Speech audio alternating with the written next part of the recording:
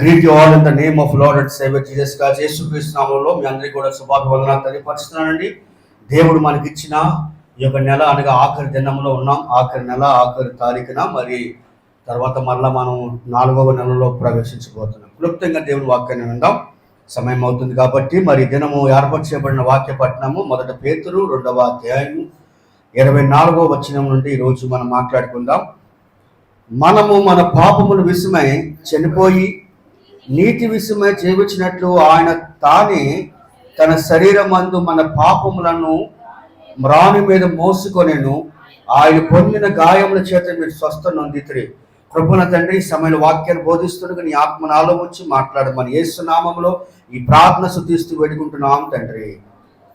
ప్రియమైన దేవుని బిడ్డలారా, ఈరోజు మనం ఈ వచనం నుండి మనం విందాం. మరి ఈ యొక్క గ్రంథం రాసిన వ్యక్తి ఎవరంటే పేతురు గారు రాసినట్లుగా మనం చూస్తూ ఉన్నాం.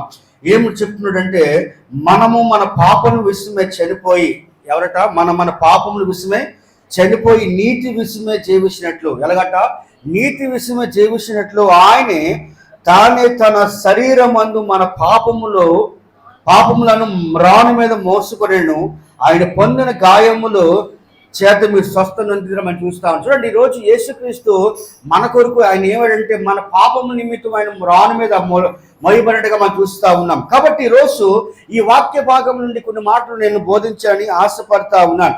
చూడండి, మనం చేసిన పాపాలు, మనం చేసిన అతిక్రమములు, మనం చేసిన వ్యభిచారం, మనం చేసిన ఆ హత్య కావచ్చు, మానభంగం కావచ్చు, ఏమి చేసినప్పుడు కూడా అబద్ధము కావచ్చు, ఏదేమైనా కూడా మోసమైన కూడా మన కొరకు ఆయన ఏమిటంటే తానే తన శరీరం మందు మన పాపములు మ్రాని మీద మోసుకొని, అంటే శిలువ మీద వేలాడినట్టుగా మనం చూస్తూ ఉన్నాం.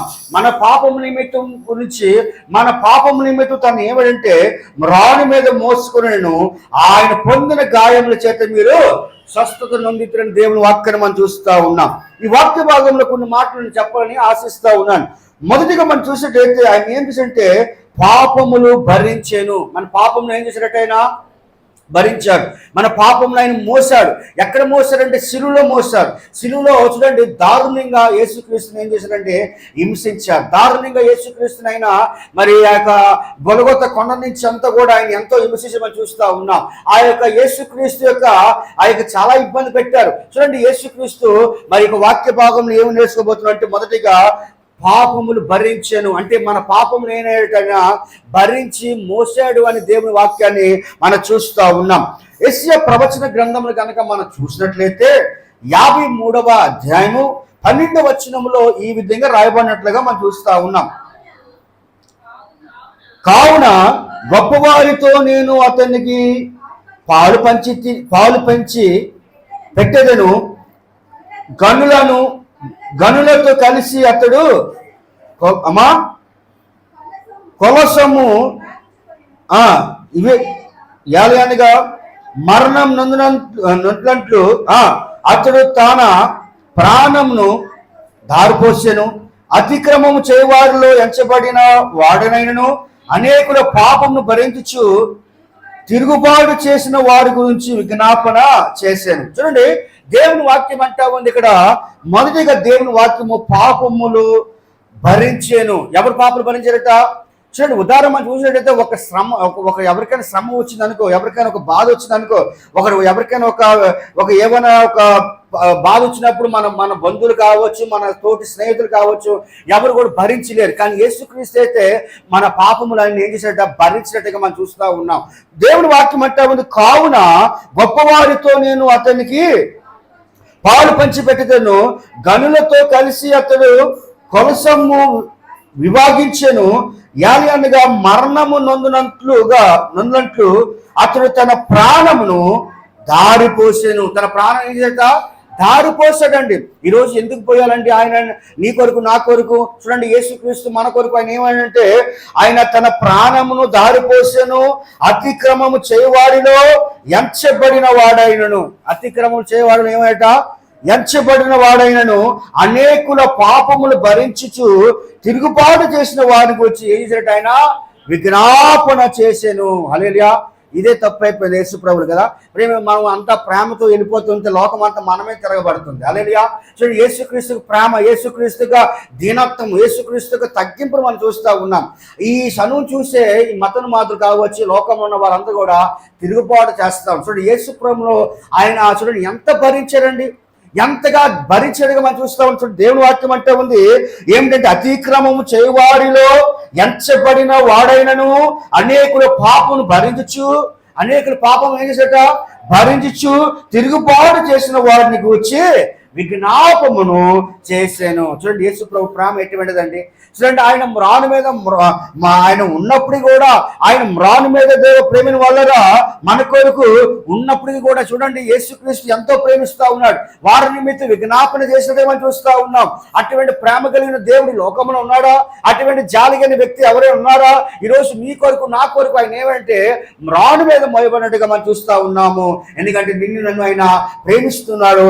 ఇకపోతే దేవుని వాక్యం అంటా ఉంది, ఎందుకు మ్రాను మీద మోయబడ్డాడంటే నీతి విషయమే జీవించినట్లు.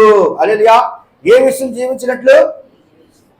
నీతి విషయం జీవించినట్టు ఆయన తానే తన శరీరమందు మన పాపములు మ్రాను మీద మోసుకొనెను. ఈరోజు ప్రియమైన వాళ్ళరా, దేవుని వాక్యం అంటా ఉంది నీతిగా ఉండాలని, నీతి విషయంలో ఉండాలని, యథార్థగా ఉండాలని. ఇదిగో దేవుని వాక్యం అంటే ప్రేమ కలిగిన వారే ఉండాలని, తోటి స్నేహితులతో కలిసిమెలిసి ఉండాలని. ఇదిగో మతములో కాకుండా మానవత్వం కలిగిన వారే ఒకరు ప్రేమించుకున్న వారుగా ఉండాలని యేసుక్రీస్తు మన కొరకు ఏమంటే ఇదిగో దేవుని వాక్యం అంటా ఉన్నది ఏమిటంటే, తన ప్రాణము దారిపోసిన అతిక్రమం చేయవారిలో ఎంచబడిన వాడైనను అనేకుల పాపములు భరించు తిరుగుబాటు చేసిన. యేసు ప్రభువుని తిరుగుబాటు చేశారు లేదా? తిరుగుబాటు చేశారు. దాడి చేసిన వారిపై ఏం చేశారంటే వారి గురించి విజ్ఞాపన చేశాను. దేవుని వాక్యాన్ని మనం చూస్తూ ఉన్నాం. ఈ ఉదయకాల సమయంలో చూడండి, దేవుడు మనల్ని ఎంతో ప్రేమిస్తూ ఉన్నాడు. మన నిమిత్తం ఆయన మ్రాను మీద మోయబడ్డట్టుగా దేవుని వాక్యంలో ఇక్కడ మనం చూస్తూ ఉన్నాం.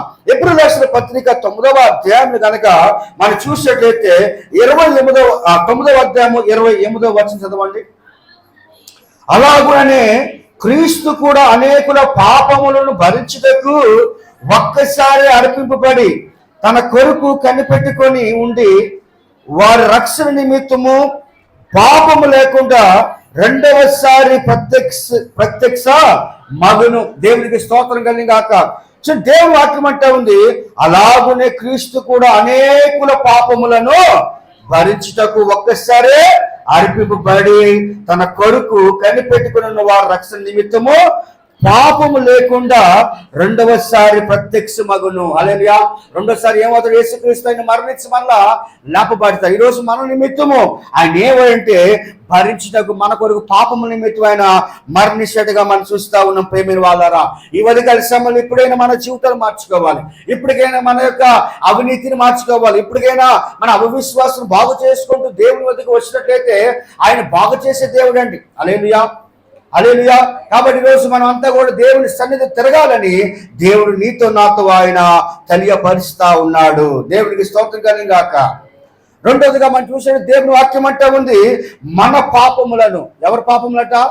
మన పాపములను. ఇక్కడ చూసినట్లయితే మొదటిగా దేవుని వాక్యం అంటే ఉంది పాపములను భరించాడట. మన పాపములను భరించాను లేకపోతే మోసాడు, భరించాను లేకపోతే మోసాడని మనం చూస్తా ఉన్నాము.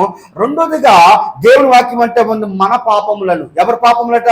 మన పాపముల నిమిత్తం ఆయన ఏమిట యథార్థవంతుడైన అనీతిమంతుడైన నీతిమంతుడు యేసుక్రీస్తు మన కొరకు ఏమైందంటే ఆయన చనిపోవడం మనం చూస్తా ఉన్నాం. దేవునికి స్తోత్రం కలిగాక. కాబట్టి రెండోదిగా దేవుని వాక్యం అంటే ఉందంటే మన పాపములకు నిమిత్తము ఆయన మ్రాను మీద మోయబడ్డాడు. దేవునికి స్తోత్రం కలిగాక. చూడండి, కొరింథీయులకు రాసిన మొదటి కొరింథీయులు 15వ అధ్యాయము 3వ వచనం చదవండి దయచేసి. నాకు ఇవ్వబడిన ఉపదేశమును మొదట మీకు అప్పగించి తిని ఏమనగా లేఖనము ప్రకారమును క్రీస్తు మన పాపముల నిమిత్తము మృతి పొందెను, సమాధి చేయబడెను. దేవునికి స్తోత్రం కలిగింది. చాలమ్మా చూడు, దేవుని వాక్యం అంటే రెండోది ఎందుకు ఆయన మ్రాను మీద మోయబడ్డాడంటే మన పాపముల నిమిత్తము. దేవునికి స్తోత్రం కలిగాక. తండ్రి చిత్తం ఏమైందంటే నా కుమారుడు మరణించాలి. తండ్రి చిత్తం ఏంటంటే ఈ యొక్క యేసు ప్రభు ఈ లోకంలో మరణించాలి పాపముల నిమిత్తం అని ఆయనకు ఉద్దేశం. ఆయన కూడా చివరి సమయంలో కూడా యేసు ప్రభు యొక్క బాధను చూసి కూడా తండ్రి విడిచిపెట్టడం మనం చూస్తాము. ఎందుకంటే కుమారుడు మరణిస్తేనే గాని లోకంలో రక్షణ అనేది రాదు. ఆయన మరణ ద్వారాగా ఈ మానవ కోట జీవితంలో అందరికీ కూడా ఏమైనా రక్షణ కలిగినట్లుగా ఆయన మన పాపం నిమిత్తం ఏమైతే మరణించాడు. హల్లెలూయా. నాకు ఈబడిన ఉపదేశమును మొదట మీకు అప్పగించి తిని, అది ఏమనగా లేఖనముల ప్రకారము క్రీస్తు మన పాపముల నిమిత్తము మృతి పొందెను, సమాధి చేయబడెను. మృతి పొంది ఏమైనా సమాధి చేశారు కదా. శుక్రవారం దినాన్ని మనం ఏం చేస్తామని ప్రతి ఒక్కరు కూడా మనం చక్కగా మంచి వైట్ బట్టలు వేసుకొని చక్కగా భక్తి పరులుగా మరి చక్కగా వచ్చి మరి ఉపవాసం ఉండి దేవుని సన్నిధికి వస్తుంది. ఎందుకంటే ఇంచుమించు దేవుడు యేసుక్రీస్తు మన కొరకు 3 గంటల వరకు ఏమవుతాడు, ఆయన ఇంచుమించు దాహం కలిగి మన కొరకు వ్యాధన పడుతూ ఆ గొలగొత్త కొండ మీద ఎంతో రోదన పడుతూ ఉంటాడు. అయితే మన లేఖనం ప్రకారంగా ఆయన ఏమంటే సమాధి చేయబడిన తర్వాత, చనిపోయిన తర్వాత మరలా ఏమవుతాడైనా 3వ దినం లేపబడతాడు. దేవునికి స్తోత్రం కలిగాక. ఇక మరణం ఉండదు కాబట్టి 2వ రాకడి రాబోతుంది. ప్రేమైన వాళ్ళరా, ఈ యొక్క ఉదయకాల సమయంలో దేవుడు నీ కొరకు నా కొరకు ఆయన చెప్పిన మాట ఏమనగా మన పాపముల నిమిత్తం ఆయన మరణించాడు. హల్లెలూయా. చూడండి, గలతీ రాసిన పత్రికలు కనుక మనం చూసినట్లయితే 1వ అధ్యాయం 4 ప్రకారంగా మన తండ్రి అయిన దేవుని చిత్త ప్రకారము క్రీస్తు మనలను ప్రస్తుతపు దుష్ట కాలముల నుండి విమోచింపవలనని మన పాపముల నిమిత్తము తన్ను తాను అప్పగించుకొని, తన్ను తాను ఏమిట అప్పగించుకుని. ఈరోజు ఎవరైనా ఈ లోకంలో ఉన్నారా?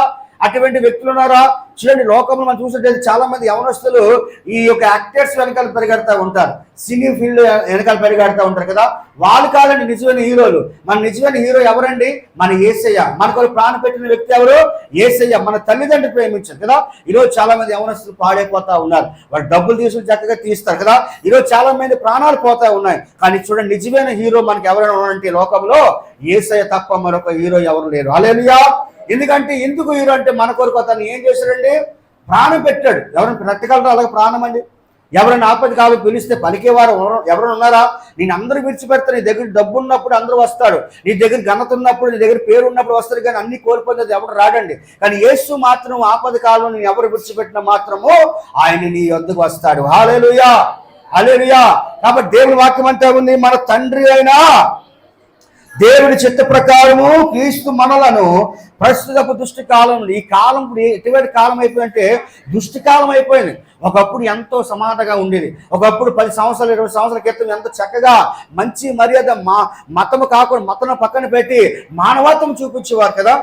మానవత్వం చూపించేవారు. ఇప్పుడు మతం మన పేరుతో చాలా మంది రెచ్చిపోతూ గొడవలు పెడుతూ అనేకమైన ఇబ్బంది అయిపోతా ఎంతో మంది కోల్పోతా ఉన్నారు. అయితే ప్రేమిని వాళ్ళరా, దేవుడు ఎందుకు చనిపోయాడు అంటే దేవుని వాక్యం అంటా ఉంది, అది ఏమనగా క్రీస్తు మనల్ని ప్రస్తుతం దుష్ట కాలం నుండి విమోచింపవాలని మన పాపముల నిమిత్తం తన్ను తాను ఏమిట అప్పగించుకోండి. కాబట్టి ప్రేమైన వాళ్ళరా, ఈరోజు యేసుక్రీస్తు నీ కొరకు నా కొరకు ఏమంటే ఆయన మన నిమిత్తము మన పాపం నిమిత్తము రాను మీద మోయబడుగా దేవుని యొక్క వాక్యాన్ని మనము చూస్తా ఉన్నాం. దేవునికి స్తోత్రం కలిగాక. ఒక్కసారి ప్రకటన గ్రంథం 1వ అధ్యాయము 5వ వచనం చదవండి దయచేసి.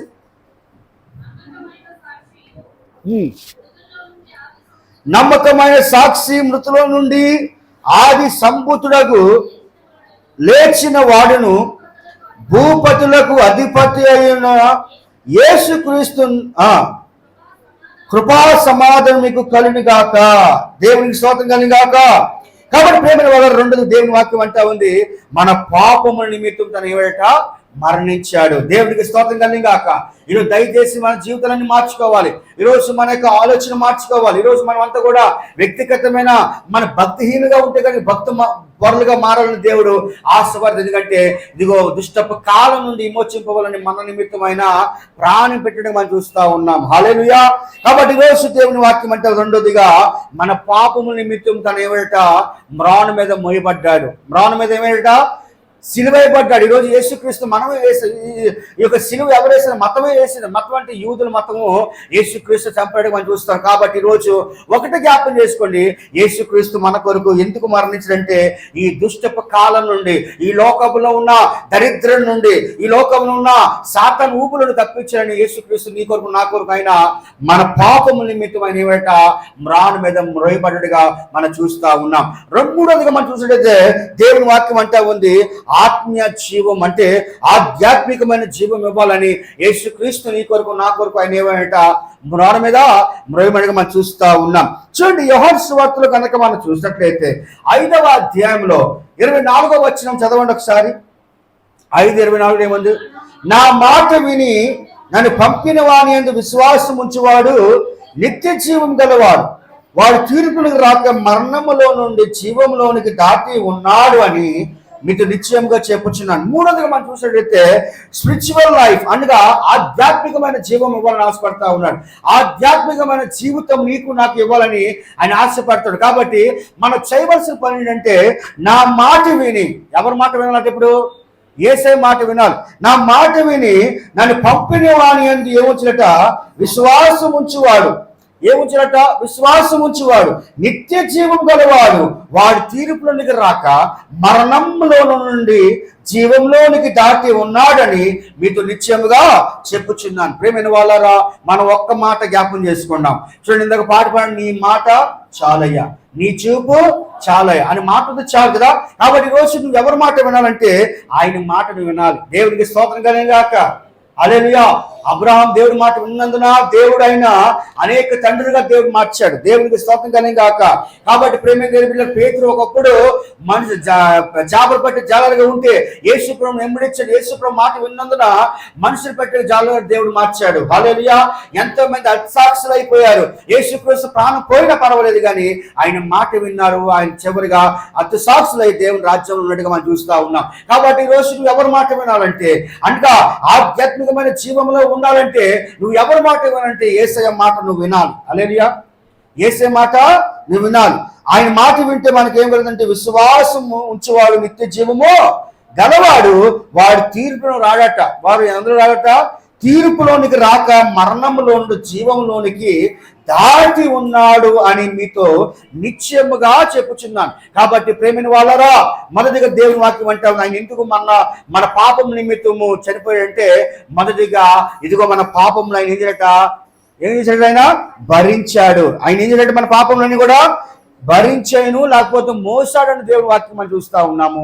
రెండోదిగా మన పాపములు, ఎందుకనగా మన యొక్క దుష్టి కాలం నుండి విమోచింపబడాలని మన పాపం నిమిత్తం ఆయన మ్రోయబడ్డాడు.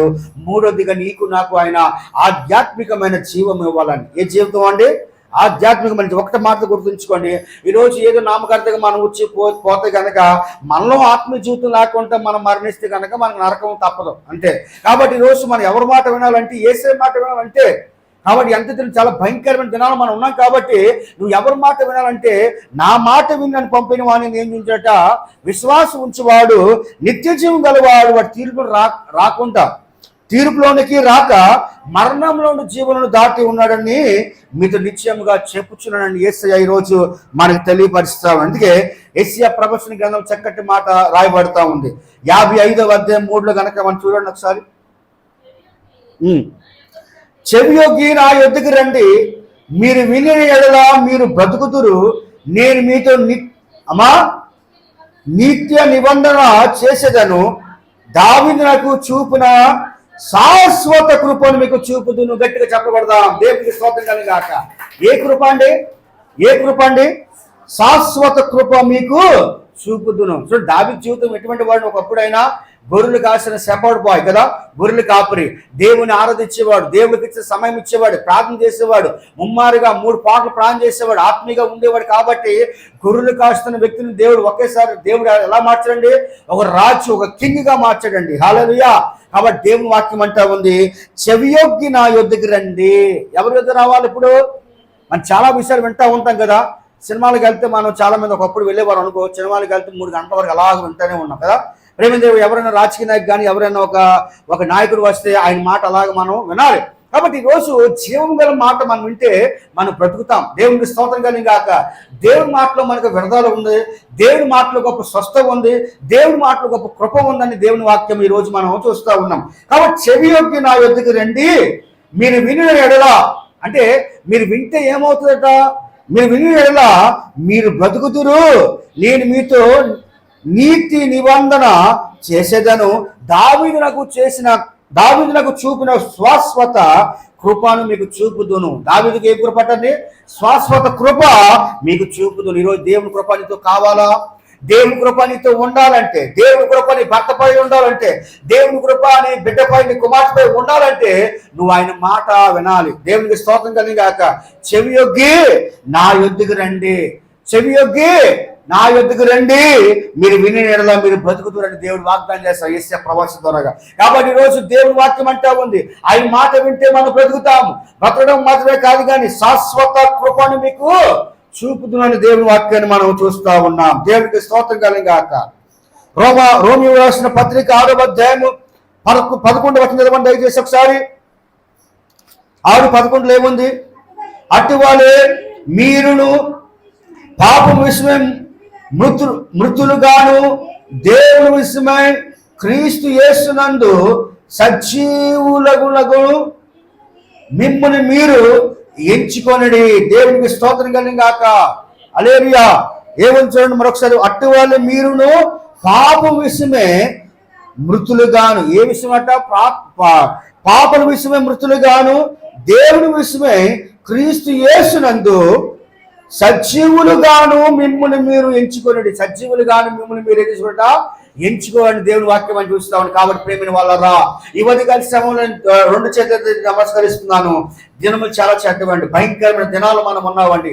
ఎప్పుడు యేసయ్య వస్తాడో మనకు తెలియదు, ఎప్పుడు ఏ గడియ వస్తా తెలియదు. ఆయన రాకడ ఆయన సమీపంలో ఉంది. కాబట్టి ప్రతి ఒక్కరు రక్షణ పొందాలని, ఆయన మాట వినాలని ఆయన ఆశపడతా ఉన్నాడు. దేవుడికి స్తోత్రం కలిగాక.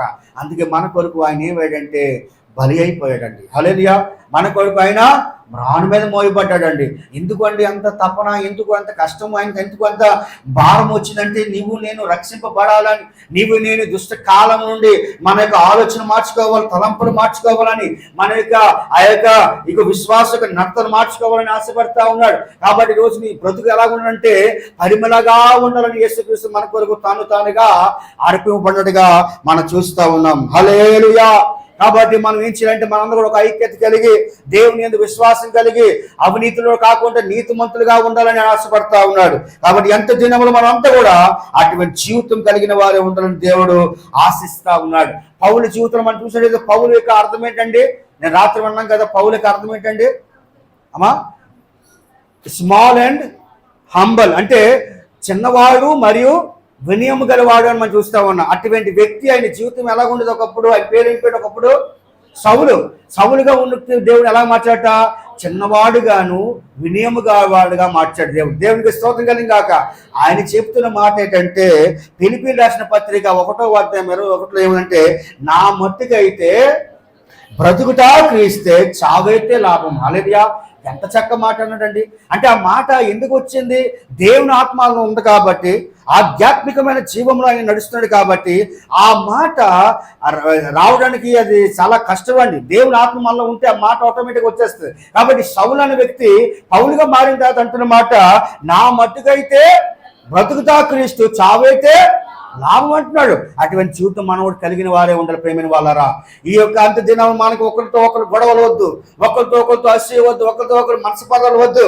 అందరూ కూడా ఏకరీతిగా ప్రేమ కలిగిన జీవితం కలిగిన వారే ఉండాలని ఆయన నీతో నాతో ఆయన తెలియపరుస్తాడు. అందుకే 1 యోహాను పత్రికలు కనుక మనం చూసినట్లయితే 1 యోహాను పత్రిక 3వ అధ్యాయము 14వ వాక్యం ఏమంటే, మనము సహోదరులను ప్రేమించుచున్నాము గనుక మరణములో నుండి జీవంలోనికి దాటి ఉన్నామని ఎరుగుతాము.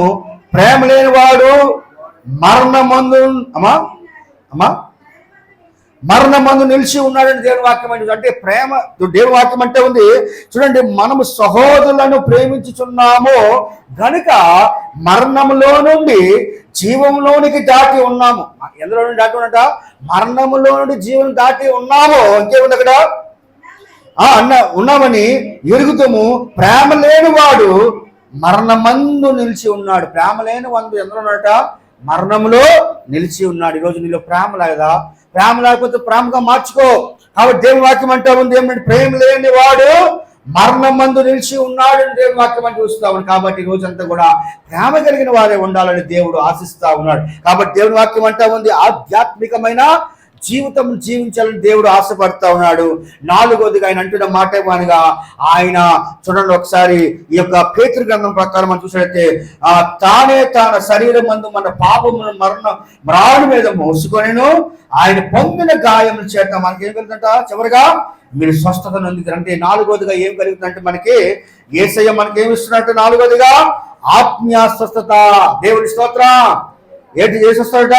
ఆధ్యాత్మికమైన స్వస్థత, స్పిరిచువల్ హీలింగ్. స్పిరిచువల్ హీలింగ్, ఆత్మీయ స్వస్థత, ఆధ్యాత్మికమైన స్వస్థ దేవుడు నీకు నాకు ఇవ్వాలని ఆశపడతా ఉన్నాడు. 41వ సంకీర్తన 4వ వచనం చదవండి. నేను ముగిస్తున్నాను. 41వ కీర్తన 4వ వచనం చదవండి. యెహోవా నీ దృష్టి ఎదుట నేను పాపము చేసి ఉన్నాను, నన్ను కరుణింపుము, నా ప్రాణము స్వస్థపరచుము అని మనవి చేసి ఉన్నాను. దేవునికి స్తోత్రం కలిగా. నాలుగోదిగా ఏం స్వస్థత? ఆధ్యాత్మికమైన స్వస్థ. ఏ స్వస్థ అండి? ఆధ్యాత్మికమైన స్వస్థ దేవుడు నీకు నాకు ఎవరైనా ఆశపడతావు. చూడండి, యెహోవా నీ దృష్టి ఎదుట నేను పాపము చేసి ఉన్నా. దేవునికి స్తోత్రం కలిగాక. ఈ మాట మనం అనాలి. యెహోవా నీ దృష్టికి నేను పాపం చేసి ఉన్నాను, నన్ను కరుణింపుము. ఎలా ప్రార్థించాడు ఈ రోజట? నన్ను కరుణింపుము, నా ప్రాణము స్వస్థపరచుమని మనము చేసి ఉన్నాను. కాబట్టి ఈరోజు ప్రేమైన వాళ్ళరా, ఈరోజు మనము కూడా ఆ విధంగా గనక ప్రార్థన చేస్తే దేవుడు ఆత్మీయ స్వస్థత, ఆధ్యాత్మికమైన స్వస్థత దేవుడు నీకు నాకు ఎవరైనా ఆశపడతా ఉన్నాడు. హల్లెలూయా, హల్లెలూయా. కాబట్టి ప్రేమైన వాళ్ళ ఈ రోజు నుండి మనంతా కూడా మనం మారాలి. ఎందుకంటే యేసుక్రీస్తు నీ కొరకు నా కొరకు ఆ నీతిమంతుడుగా మన కొరకు ఆయన, ఆ నీతిమంతులుగా ఉన్న మనల కొరకు నీతిమంతుడైన యేసు మన కొరకు మరణించడం మనం చూస్తున్నాం. కాబట్టి ఈరోజు ప్రభుత్వం మనం కనుక ఈ విధంగా అడిగినట్లయితే మన ప్రాణానికి దేవుడు స్వస్థత ఇస్తాడు. హల్లెలూయా. కాబట్టి ఈ విధంగా మనం ప్రార్థన దేవుడు ఆశపడతాడు. ఎందుకంటే యెషయా ప్రవచన గ్రంథం ప్రకారం 53:5 ప్రకారంగా మన అతిక్రమణ క్రియలను బట్టి అతడు ఏమయ్యాడట? గాయపరచబడేను, మన దోషమును బట్టి నలగగొట్టబడేను, మన సమాధాన అర్థమై శిక్ష అతని మీద పడెను, అతడు పొందిన దెబ్బల చేత మనకి ఏం కలుగుతుందట? స్వస్థ కలుగుతుంది. హల్లెలూయా.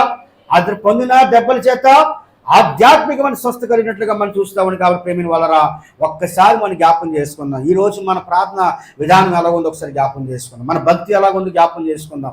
మన ఆడే మాటలు కావచ్చు, మన ప్రవర్తన కావచ్చు. ఇదిగో ఒక్కరి మీద మనం అసూయ పడకూడదు, ఒక్కరి మీద మన జీవితం మార్చు. ఎందుకంటే రోజు చాలా భయంకరంగా ఉన్నాయండి. ఎందుకంటే దేవుడు రాకడ వచ్చుతుంది. దేశం అంతా ఒకప్పుడు ఎంతో సమాధానం ఉన్న దేశము ఇప్పుడంతా కూడా పొల్యూట్ అయిపోతా ఉంది. పొల్యూట్ అయిపోయి నశించిపోతా అందరూ కూడా మరి మరణానికి గురవడం మనం చూస్తుంది. కాబట్టి ప్రతి ఒక్కరు కూడా మనం ఆయన సన్నిధిలో తగ్గించుకొని ప్రభు సన్నిధిలో మనం ప్రార్థన చేస్తే ఆయన క్షమించగల దేవుడుగా మనం చూస్తా ఉన్నాం. హల్లెలూయా. అందుకే ఇర్మియా ప్రవక్త చెప్తున్న మాట, ఇర్మియా గ్రంథం 3వ అధ్యాయం కనుక మనం చూసినట్లయితే ఆ 3:22 ప్రకారంగా, భ్రష్టులైన బిడ్డలారా తిరిగి రండి, మీ అవిశ్వాసం ఏదైతే ఉందో నేను బాగు చేసేదను, నీవు మా దేవుడు అని యెహోవాని యొద్దకు మేము వచ్చుచున్నాం. ఇప్పుడు ఎవరి దగ్గర రావాలట? మన అవిశ్వాసం దేవుడు ఏం చేశారట? బాగు చేస్తాడు. మన అవిశ్వాసం దేవుడు బాగు చేయగల దేవుడు ఒక్కడే, ఆయన యేసు ప్రభు. హల్లెలూయా. కాబట్టి ఈ ఇర్మియా ప్రవక్తతో దేవుడు అంటున్న మాట, భ్రష్టులైన బిడ్డలారా. మనం ఏమైపోయిన మాట? ఇశ్రాయేల్ ప్రజలతో దేవుడు చెప్తున్న మాట, భ్రష్టులైపోయిన వాళ్ళారా తిరిగి రండి, మీ అవిశ్వాసం నేను ఏం చేస్తానంటున్నాడు? బాగు చేస్తానయ్యా, బాగు చేస్తాను రండి అని దేవుడు అక్కడ తెలియపరుస్తా ఉన్నాడు. నీవు మా దేవుడు అమ్మా చదవండి. దేవుడు అయిన యెహోవా నీ ఎద్దుకు మేము వచ్చుచున్నాము అని మనం చూస్తా ఉన్నాం. కాబట్టి ప్రేమిని వాళ్ళరా, ఈరోజు దేవుడు అంటున్న మాట ఏమనగా, ఆధ్యాత్మికమైన జీవితం నీకు ఇవ్వాలని ఆశపడతా ఉన్నాడు. ఆధ్యాత్మికమైన జీవం ఇవ్వాలంటే నువ్వు ఆయన దగ్గరకు వచ్చి నువ్వు ఆయన సన్నిధిలో కనుక అడిగితే ఆయన తప్పకుండా నేను క్షమించగల దేవుడిగా మనం చూస్తా ఉన్నాం. హల్లెలూయా. ఓషియా గ్రంథం చదవండి. చివరగా ఓషియా గ్రంథము 6వ అధ్యాయము 1వ వచనం కనుక మనం చూసినట్లయితే, మనము యెహోవా ఎదుకు మరలుదాము రండి, ఆయన మనల్ని చీల్చి వేసేను, ఆయనే మనల్ని స్వస్థపరిచేను, ఆయన మనం కొట్టాను, ఆయన మనల్ని ఏం చేస్తున్నట బాగు చేయను. ఈరోజు బాగు చేసే దేవుడు ఎవరైనా ఉన్నాడంటే యేసయ్య ఉన్నాడు. ఈరోజు ఎంత నువ్వు నరాంతకుడివైనా, ఎంత పాపములో కూలిపోతున్న వాడువైనా, ఎంత మోసగాడువైనా, ఎంత అవినీతి వాడువైనా, ఎంత అవిశ్వాసమైనా పర్వాలేదు, కానీ యేసయ్య అంటున్నాడు, నా ఎదుగురా నీ జీవితం నేను బాగు చేస్తానంటున్నాడు. హల్లెలూయా, హల్లెలూయా. ఈరోజు ఒక్క మాట గుర్తుంచుకోండి, మన రక్షణ పొంది మార్పు పొంది చనిపోతే మనకి నిత్య రాజ్యం ఉంది. ఒకవేళ నువ్వు రక్షణ పొందకుండా నువ్వు తిరిగితే అవిశ్వాసం ఉంటే గనక గుర్తుంచుకో, నీకు నరకమే గతి. హల్లెలూయా. అది నేనైనా నువ్వైనా ఎవరైనా సరే. కాబట్టి మన అవిశ్వాసం ఏం చేసుకోవాలట, బాగు చేసుకోవాలి. కాబట్టి హోషేయ గ్రంథం ప్రకారంగా మనం ఏం చేయాలంటే, ఆయన అన్నట్టుగా ప్రేమిన వాళ్ళరా మనము యెహోవా ఎద్దుకు మరలుదాం. ఎవరి ఎద్దుకు మరలాలి? ఈరోజు చాలా మంది ప్రార్థనని బాధపడతా ఉంటారు. ఎందుకో మరి ఆదివారం దినాన్ని అన్ని పనులు పట్టుకుంటా ఉంటారు. కానీ దేవుడు మాట్లాడి జాగ్రత్త, ఈ 6 దినాలు ఏ పనులు చేస్తూ కానీ 7వ దినం మాత్రం యేసు ప్రభుకే విశ్రాంతి దినము, ఆయన దినము పునరుద్ధరణ దినం. కాబట్టి ఆయనకి ఇవ్వాల్సిన సమయం ఇస్తే కనుక దేవుడి పట్ల గొప్ప ఆయన ఆధారకర్తగా ఉంటాడని దేవుడు తెలియపరుస్తుంది. కాబట్టి ఈరోజు మనము యెహోవా ఎద్దుకు మరలుదాము రండి. ఆయన మనల్ని చీల్చివేసెను, ఆయన మనల్ని స్వస్థపరచను, ఆయన మనల్ని ఏం చేస్తారట అమ్మా కొట్టేను, ఆయన మనలను బాగు చేయని దేవునికి వాక్యాన్ని మనం చూస్తూ ఉన్నాం. కాబట్టి ఈరోజు యేసుక్రీస్తు నీ కొరకు నా కొరకు ఆయన ఏమయ్యాడంటే, మన పాపముల విషయమే చనిపోయి నీతి విషయమే జీవించినట్లు ఆయన తానే తన శరీరం మందు పాపములను రాణి మీద మోసుకొని, అంటే మనం ఎలా జీవించాలని ఆయన చనిపోయేట అమ్మా, ఎలాగట నీతి విషయమై జీవించినట్లు. ఈరోజు నీతిగా మనం బ్రతకాలి. హల్లెలూయా. ఈ లోకంలో ఎక్కడ నీతి లేదండి. ఎక్కడ పడితే అక్కడ పాపము, నోడిప్తే అబద్ధాలు, నోడిప్తే మోసము, అనేక మోసం కలిగి జీవితం మనం జీవిస్తున్నామా? ఆయన దేవుడు అంటున్నాడు, ఈరోజు నువ్వు కనుక నువ్వు మారిపోతే ఇదిగో ఆయన దగ్గర రాని అవిశ్వాసం బాగు చేస్తాను. ఇదిగో నీ కొరకు నా కొరకు యేసుక్రీస్తు ఆయన రాడు మీద మోయబడ్డాడు మనం చూస్తున్నాం. కాబట్టి ప్రతి ఒక్కరు కూడా గుర్తించాలి. మొదటిగా యేసుక్రీస్తు పాపములు భరించాడట. మన పాపములు ఏం చేశాడట?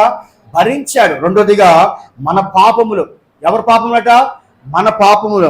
మూడోదిగా ఆధ్యాత్మికమైన జీవితం నీకు ఇవ్వాలని, ఆధ్యాత్మికమైన జీవంలో నడపాలని యేసుక్రీస్తు నీ కొరకు నా కొరకు ఆయన ఏమంటే మరణించాడు. నాలుగోదిగా ఆత్మీయ స్వస్థత. ఏ స్వస్థత అండి? ఆధ్యాత్మికమైన స్వస్థత. కాబట్టి ఈరోజు మనమంతా కూడా ప్రభావ మా బ్రతుకును మార్చు అంటే యేసయ్య తప్పకుండా మార్చుతాడు. ఈరోజు నువ్వు ఏ స్థితిలో ఉన్నావు నాకు తెలియదు, కానీ నువ్వు అవినీతి చేసినట్లయితే, నువ్వు పాపములను నలిగిపోయినట్లయితే ఈరోజు ఆయన ఎద్దు మరులకు ఆయన చీల్చివేస్తే, నేను బాగు చేస్తే, నేను స్వస్థపరిచిన యెహోవా అని దేవుడు సెలవిస్తూ ఉన్నాడు. కళ్ళు మూసుకుందాం, అందరూ కూడా కళ్ళు మూసుకుందాం, దేవుని సన్నిధిలో ప్రార్థన చేద్దాం.